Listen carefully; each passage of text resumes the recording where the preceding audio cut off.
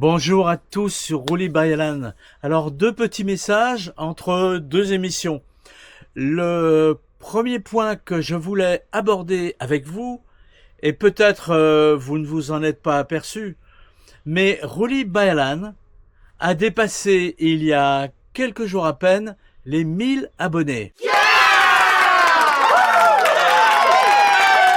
Alors, tout d'abord, vraiment un très grand merci à vous tous qui me suivez et avez choisi de vous abonner à ma chaîne. Alors, pour rappel, Roue Libre Bayalan est né officiellement, c'était le 31 mai 2024. Il y a donc maintenant tout juste 2 ans.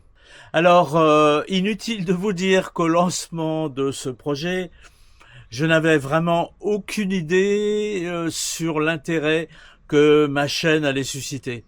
Le concept que j'avais imaginé reposait sur les routes et les paysages du Dauphiné, la découverte d'un lieu remarquable et un arrêt gastronomie.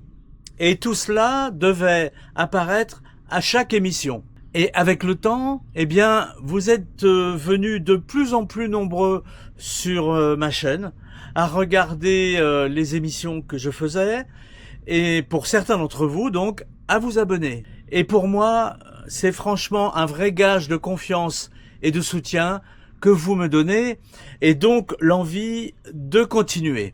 Car le travail sur une émission, un travail que je fais totalement seul, est important et peut-être plus que je ne l'imaginais au démarrage en tout cas.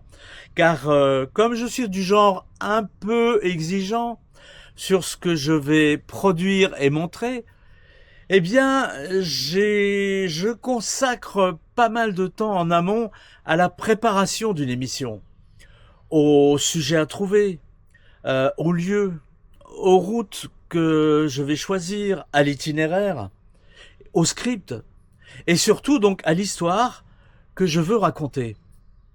Et puis une fois que toute cette recherche et le script sont arrêtés, vient le tournage proprement dit, qui n'est pas toujours aussi simple et rapide qu'il n'y paraît.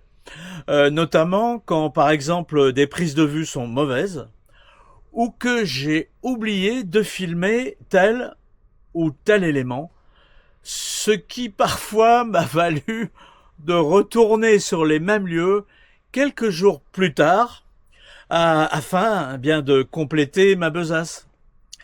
Et puis après il y a le montage qui lui est très chronophage. Ceux qui ont déjà fait du montage le savent, hein.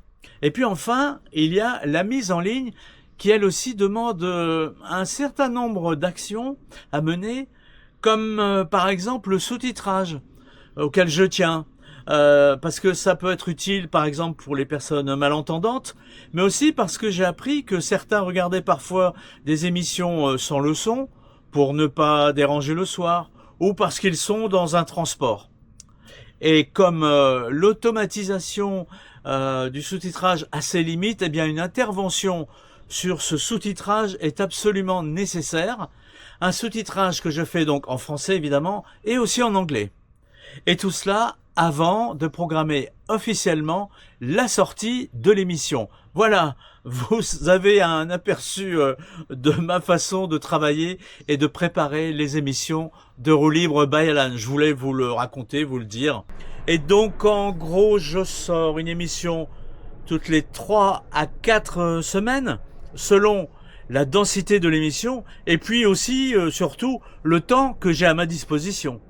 Alors, je ne vais surtout pas me plaindre, hein, car cette chaîne me procure vraiment beaucoup de plaisir et de satisfaction, et aussi des satisfactions lors de rencontres durant mes road trips, et puis aussi grâce à vous, à vos nombreux commentaires après chaque émission, des commentaires qui, la plupart du temps, sont vraiment très sympas. Donc encore un grand merci à vous tous qui me suivez fidèlement sur Roue Libre Bayalan.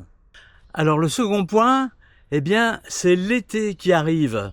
Et c'est le moment des estivales de Roue Libre Bayalan.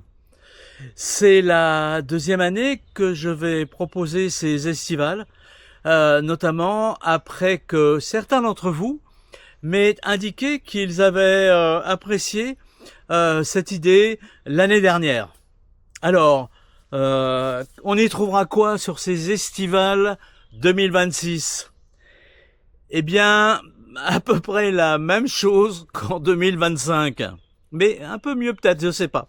Et tout d'abord le soleil, qui doit être au rendez-vous, comme aujourd'hui. Sinon, ça va être quand même un peu plus compliqué, évidemment.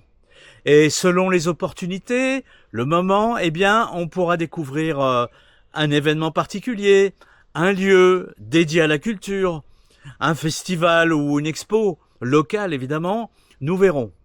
En résumé, les estivales de Roulis Bayerland, ce sont des émissions où on prend le temps de flâner, de savourer tranquillement l'été dans le Dauphiné, et parfois même, si cela m'est possible, de vous emmener un peu plus loin autour de cette région.